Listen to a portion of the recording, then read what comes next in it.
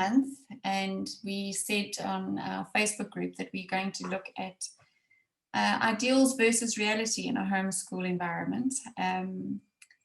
And then just on a whim yesterday, I shared my house cleaning adventure on our Facebook group. And basically the whole gist of the post is that if I had a Instagram account and I was now an influencer in a domestic goddess space, so I had thousands of followers and all that sort of thing. Yesterday would have been the day that it would have been great to take a photograph of my very clean, pristine home.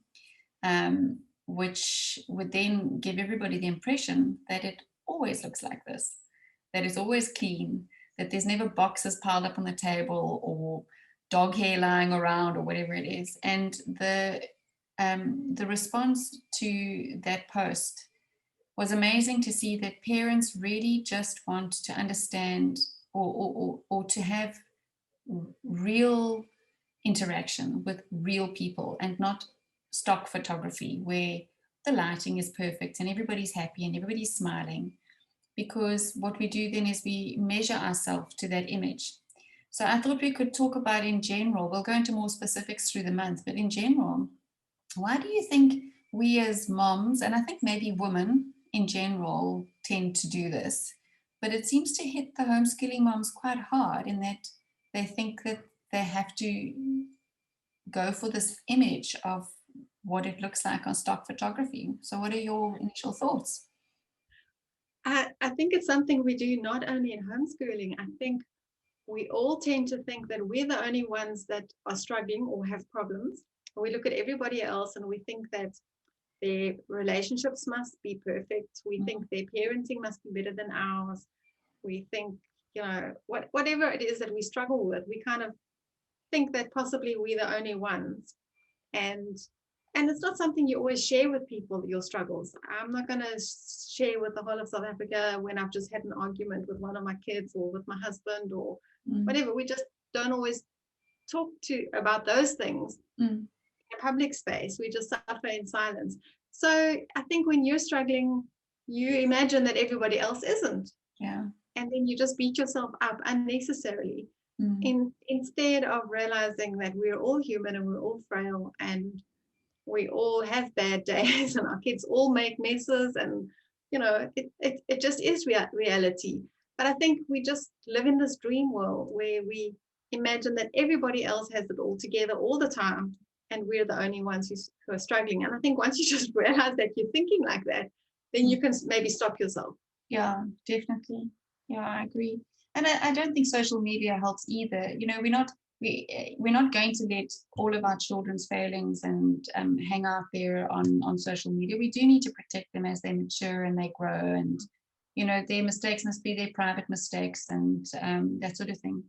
But a lot of the stuff that is shared on social media is always the lovely activities and all the wonderful things that you've done with them, and you've baked with them and you've gone on outings. And if you're in a season where maybe you've got a newborn and you can't get out to do an outing, or you've doing renovations on your house, and therefore there is no space where you can do messy art because you've really got too much mess in the renovations.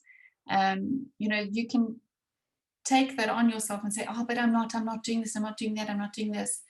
But the people who are sharing now might go through a season where it's very quiet on a social media space because they are facing their own challenges. It's not that we don't want to see those lovely pictures. Those are encouraging for us to say, okay, we're in a dip now or in a difficult time now. Soon we're going to have our own pictures or we're going to have our own experiences. It's just not to always measure ourselves to that yardstick of what other people are doing and think that, we're rotten because we aren't doing it ourselves. Yeah. I think you can even look back at your own photos sometimes. I know how sometimes Google Photos or Facebook reminds you of stuff that you did a few years ago. And sometimes I look back and I think, I've never taken that photo, and thinking that, the room in the background was so messy and there were toys on the floor and there was clutter. And then I look at the photo now and I think, wow, those are the good days. I remember that, you know. Yeah. And I think your perspective is just different when you're looking back at something than when you're in that situation right now. So maybe if you're having one of those bad days, maybe you need to bring out your phone and just Albums, click yeah. back and look at the good memories and not judge yourself by the mess on the floor and the Lego underfoot and the dog hair and all the things that we do sort of roll our eyes at when we see it. Yeah. We had back in the day, in our early days, in fact, I think it was before we were even on Facebook, we had an amazing Yahoo group that we belonged to, and we had a friend of ours from the States on there, and she used to have an analogy of an image that we serve as versus reality, and she came up with a little tagline which has stuck with me for years, in that she said, dwell in your reality and rejoice. So it's the same as what I shared on a previous video, is that bloom where you are planted. So we can have these images, and it can come to us in stock photography or social media, or even if we visit somebody else's home and we see stuff and we think that is what we should look like. That's what our family should look like.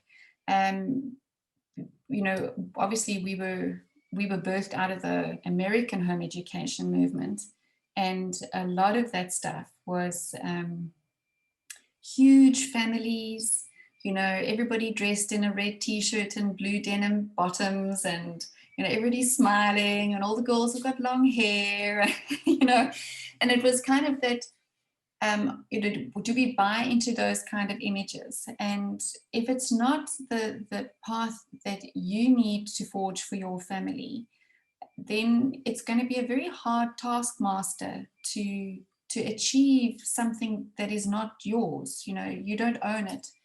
And that's why I loved Linda's saying, which is dwell in your reality and rejoice. There's nothing worse than always chasing after that image, and the pressure that you put yourself, your husband, and your children under to achieve that picture is not worth it. Yeah, I think nowadays there are a lot of families that are not as traditional as those American families. A lot of moms are working or working from home or working part-time. And then we hear them asking, you know, can I work from home, or how do I do it? And they're feeling as if they're giving their children less than other families that are, a mom is full-time at home and she's only homeschooling. And I just want to use that as an example of dwelling in your reality, because what you're not seeing is that you're modeling something else to your children. They're seeing how you run your business, or how you juggle the work and the home and the other things that you are coping with. And they're just getting a different kind of education than the family who's at home with mom and they've got time for art projects and baking cookies and going to the park more often than what your family does. And seasons come and go. It may not always be that you're in the season that you're in right now. So just look at it and just see that your circumstances are unique for your family, and what are you all learning from this season. Definitely, yeah. So that's it. You know, we would love to interact with people, moms and even dads who watch this video.